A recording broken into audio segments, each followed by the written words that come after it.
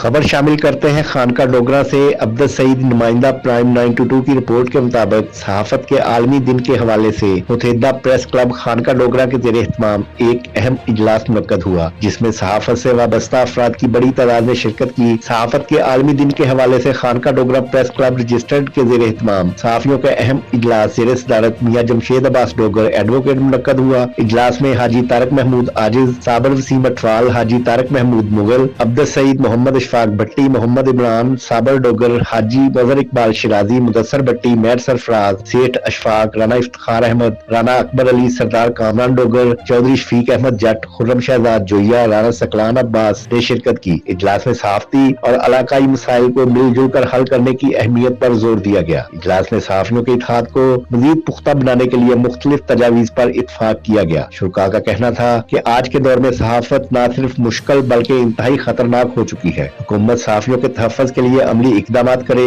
सहाफ़ी माशरती बुराइयों को उजागर करते हैं, जिसकी वजह से उन्हें मुश्किलात का सामना भी करना पड़ता है। धमकियों और मुश्किलात के बावजूद सहाफ़ी ऐसे बदमाश लोगों और मुख्तलिफ महकमों में मौजूद काली बेड़ों को बेनकाब करना अपना फर्ज समझते हैं। शुरा का मजीद कहना था कि महंगाई की वजह से जराइम में बेतहाशा इजाफा हो चुका है, जिसकी वजह से मुख्तलिफ महकमों की कारकर्दगी दिन ब दिन मुतासर हो रही है।